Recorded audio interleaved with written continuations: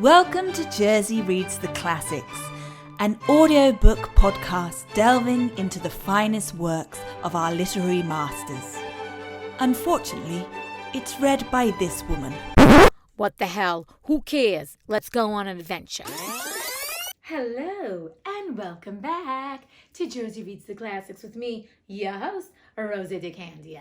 Yes, just a reminder, I am wearing the same shirt because it is my fairy tales in the evening bedtime wear. It also makes it easier for me. I mean, I do have a lot of clothing, but I just kind of find it's very comfortable. Anyway, I digress, and it's so fashionable and I love it. And plus, normally people read bedtime stories, right? In their pajamas. Anyway, I digress. Anyway, as you know, I'm reading something different. So let's go on without any further ado. Let's go to our Grimm's Complete Fairy Tales by the Brothers Grimm.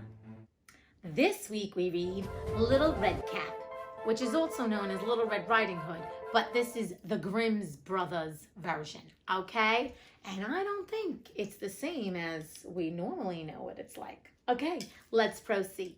Once upon a time, there was a dear little girl who was loved by everyone who looked at her, but most of all by her grandmother, and there was nothing that she would not have given to the child. Once, she gave her a little cap of red velvet, which suited her so well that she would never wear anything else. So, she was called Little Red Cap. One day, her mother said to her, "Come, Little Red Cap, here is a piece of cake and a bottle of wine. Take them to your grandmother. She is ill and weak, and they will do her good." I love it. Cake and wine for when you are ill. In those days, I mean, listen, I'm Italian, so a little bit of wine never killed you.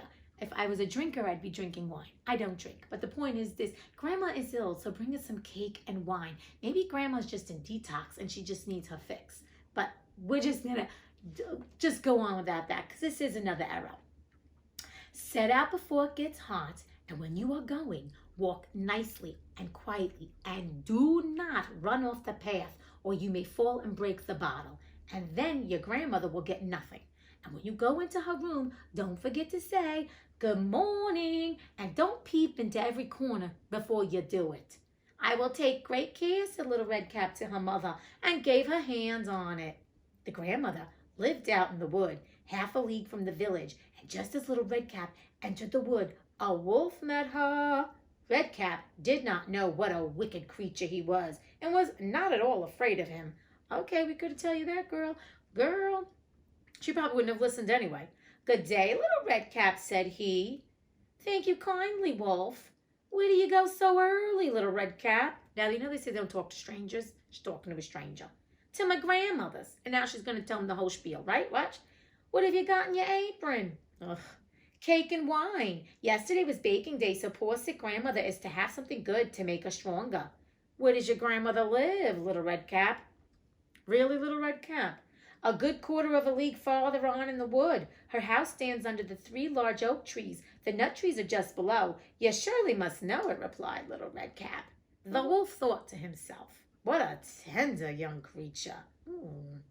What a nice plump mouthful. She will do better to eat than the old woman." Ah, once again, the old woman's getting tossed aside. Maybe the old woman is plump too. "I must act craftily so as to catch both." So he walked for a short time by the side of Little Red Cap, and then he said, "See, Little Red Cap, how pretty the flowers are about here. Why do you not look round? I believe, too, that you do not hear how sweetly the little birds are singing. You walk gravely along as if you were going to school, while everything else out here in the wood is merry." Oh, now he's doing a distraction. Look at that. He's distracting her, and now he's deterring her from her journey and making her look askew and making it seem like, "Oh, you're missing out on so much, bitch." Okay. Little Red Cap raised her eyes, and when she saw the sunbeams dancing here and there through the trees and pretty flowers growing everywhere, she thought, "Suppose I take grandmother a fresh nosegay, that would please her too. It is so early in the day that I shall still get there in good time." Oh, brother. And so she ran from the path into the wood to look for flowers. And whenever she had picked one, she fancied that she saw a still prettier one farther on and ran after it. And so got deeper and deeper into the wood. Into the woods we go again, and out of the woods. Meanwhile, The wolf ran straight to the grandmother's house and knocked at the door. "Who is there?" "Little Red Cap," replied the wolf. "She is bringing cake and wine. Open the door." Well, we know if he's talking in third person, Granny, you definitely shouldn't have answered the door and let them in, because would Little Red Cap really be talking in the third person? That's all I'm saying. That's all Rosie is saying. You see what I did there? You see what I did there? "Lift the latch," called out the grandmother. "I am too weak and cannot get up." The wolf lifted the latch. The door flew open, and without saying a word, he went straight to the grandmother's bed and devoured her. Then he put on her clothes, dressed himself in a cap, laid himself in bed, and drew the curtains. Little Red Cap, however, had been running about picking flowers, and when she had gathered so many that she could carry no more, she remembered her grandmother and set out on her way to her. She's got like that ADD, right? She got so distracted by the flowers. She's like, flowers, flowers, flowers. She's like, oh, grandmother, that bitch, I gotta bring her some cake and wine so she ain't sick. Okay. She was surprised to find the cottage door standing open, and when she went into the room, she had such a strange feeling that she said to herself, "Oh dear, how uneasy I feel today, and at other times I like being with grandmother so much." She called out, "Good morning," but received no answer. So she went to the bed and drew back the curtains. There lay her grandmother with her cap pulled far over her face and looking very strange. Now she walked in and is not trusting her gut. She said she feels uneasy when normally she doesn't. Okay? "Oh, grandmother," she said, "what big ears you have." "The better to hear you with, my child," was the reply. "But grandmother, what big eyes you have," she said. "The better to see you with, my dear." "But grandmother, what large hands you have." "The better to hug you with." "Oh, but grandmother, what a terrible big mouth you have." "The better to eat you with." And scarcely had the wolf said this, then with one bound he was out of bed and swallowed up Red Cap. Damn, he eats them whole. He doesn't even like chomp them. At least they're not feeling pain, they're just going right down the canal. When the wolf had appeased his appetite, he lay down again in the bed, fell asleep, and began to snore very loud. The hunter was just passing the house and thought to himself, "How the old woman is snoring. I must just see if she wants anything." So he went into the room, and when he came to the bed, he saw that the wolf was lying in it. "Do I find you here, you old sinner?" said he. "I have long sought you." See, that's community. He saw the door was open, well, he heard her snoring and went in to see if she's all right. Do we do that to our neighbors especially now? Are we checking in on our friends who live alone? Are we checking in on the elders? Are we checking in on our friends that we think are so happy all the time? Especially now. I'm just reminding you. Then, just as he was going to fire at him, it occurred to him that the wolf might have devoured the grandmother and that she might still be saved. So he did not fire, but took a pair of scissors and began to cut open the stomach of the sleeping wolf. When he had made 2 snips, he saw the little Red Cap shining, and then he made 2 snips more. And the little girl sprang out crying, "Ah, how frightened I have been! How dark it was inside the wolf!" And after that, the aged grandmother came out alive also, but scarcely able to breathe. Red Cap, however, quickly fetched great stones with which they filled the wolf's body, and when he awoke, he wanted to run away, but the stones were so heavy that he fell down at once and fell dead.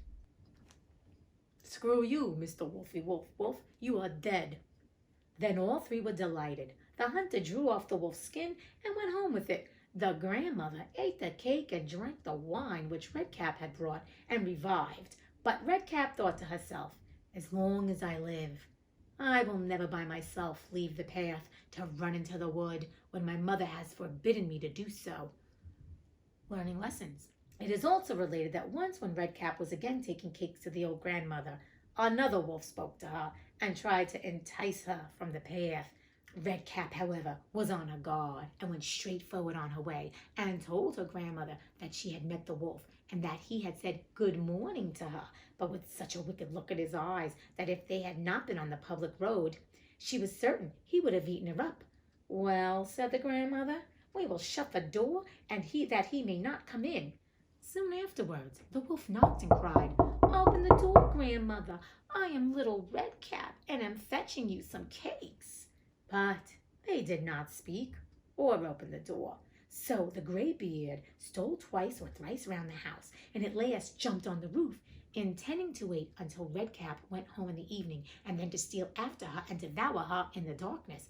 Oh, God, I don't know about this part. I'm loving it. But the grandmother saw what was in his thoughts, because she was old and she was wise and she knew what the hell was going to go on. In front of the house was a great stone trough. So she said to the child, "Take the pail, Redcap. I made some sausages yesterday, so carry the water in which I boiled them to the trough." Redcap carried until the great trough was quite full. Then the smell of the sausages reached the wolf, and he sniffed and peeped down, and at last stretched out his neck so far that he could no longer keep his footing, and began to slip and slip down from the roof straight into the great trough and drowned. Two down. But Redcap went joyously home and never did anything to harm anyone. The end. Ooh, I don't know that version. I don't know about the second wolf showing up. Honestly, I do not know about that. But this is good. I don't even remember the hunter cutting the grandmother out. I don't think I remember any of this shit, because I don't remember what they say in Little Red Riding Hood. But obviously, this one's kind of dark, but they survived because he didn't chomp them up. But we got 2 dead wolves. That's all I'm going to say. 2 dead wolves. Okay, people. You're going to say to me, all right, you already know. Heed advice, heed the warnings, and finally learn your lesson. That is some of it. Yes, it is. And also listen to the older people, because they know what's up. Okay, so Little Red is on a path. She was given strict instructions. Stay on the path, bring this to your grandmother, don't get diverted. She got diverted. Sometimes we get diverted. We've talked about this, and I'm not going to go on that.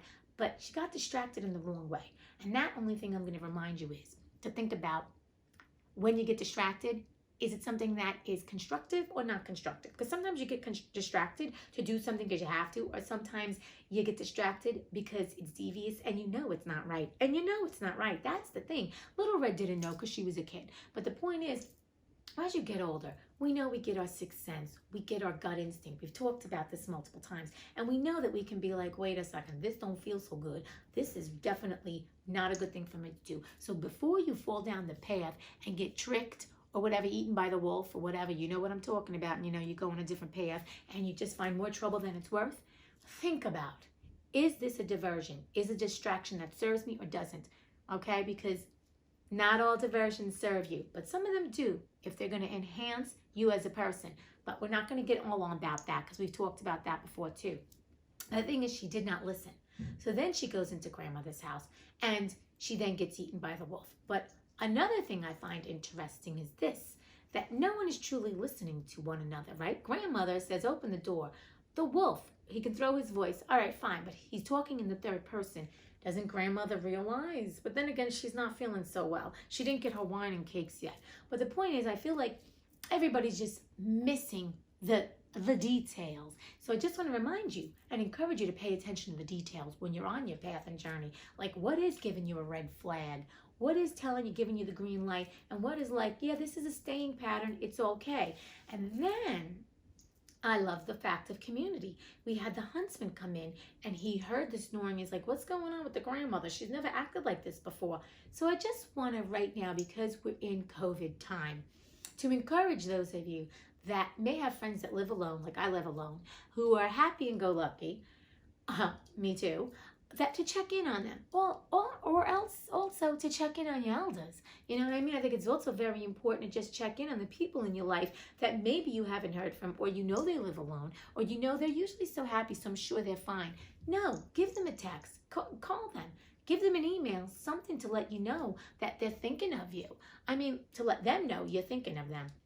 Sorry, I mean, I know for me, I have some friends that are checking in with me a lot of the time, which I'm grateful for. And then I have people that don't check in with me, which hurts my feelings because I'm sitting here alone. It's like, even though I'm entertaining myself, it's like I could use, if someone's thinking of me, hit me up with a text. At least I'll feel like, oh, you thought of me during the COVID. That's all I'm saying. So I just want to encourage all of us, no matter how old or young you are, to have a community-driven mind, especially now, to check in on people, to care for those who right now can't care for themselves. If someone needs a groceries, offer, like go by, knock on their door, call them and say, is there anything I can get for you, especially if they're elderly, or if someone is young and they have health issues and they really shouldn't be out, see if you can help them. So I will tell you this, when you do that, you feel better. I've been volunteering with my girlfriend, bringing food around to people, and it has been so rewarding because I was getting depressed. I was sitting home, I was like, I had nothing to do, and of course, I'm not going out and walking around and hanging out with people, right? We can't, it's COVID. And my friend, who I see often, I mean, we wear masks, we socially distance, she's like, you want to help me do this? And I was like, I would love to. So we drive around with masks and, our masks, but we go and deliver food, and I feel like I have a purpose, and I feel like I'm helping people that are homebound, and I'm delivering food to them, and they get a moment to say hello, and I get a moment to say hello, and it's a nice exchange, and it's brought a lot of joy for me. So I think in the act of giving and checking in on someone, you're gonna find you feel even more rewarded. Now, lastly, I want to talk about, there's a lot to talk about with this. Little Red learned her friggin' lesson, right? There we go. So the first time, she did not know. She was warned by the mother. She learned it the hard way. We've talked about learning a lesson the hard way. She learned it the hard way, but she learned her freaking lesson. And I think that's important. It's funny because in these stories, the pattern is that things happen multiple times until the person gets the lesson. And I just want to remind you, things that keep showing up in your life that are not serving you are there because they're there to help you learn a lesson. And if you keep receiving the same lesson over and over and you're not learning, that's on you. And this is not to make you feel badly, because this is for all of us. It took me a long time to learn to have boundaries and establish boundaries with friends and family. Let me tell you on that. So I just want you to think about right here, right now, are there certain lessons in your lives that you're not getting the memo, and how you can flip that and, acknowledge that. Because once you acknowledge that there is a pattern of some sort, that's the first step. To acknowledge there's a pattern of this keeps happening. Okay, what do I need to learn from this? Then you can start dissecting and gleaning from it what I need to learn. And then when you learn it and the lesson comes up again, like Little Red, when she met the wolf for the second time and she knew he had wickedness in his eye, she said, And she went to Granny's and told Granny, and Granny's like, we're going to cook that bitch and we're going to drown that mofo. And they did. So once again, it's just encouraging you to remind yourself of lessons that you've learned and lessons that you continue to learn, and maybe that you still need to learn. And that's okay. This is no guilt and shame, because trust me, we all have lessons, that we have things that we need to work on constantly, and there's nothing wrong with that. It's the journey of life. So be kind and gentle to yourself.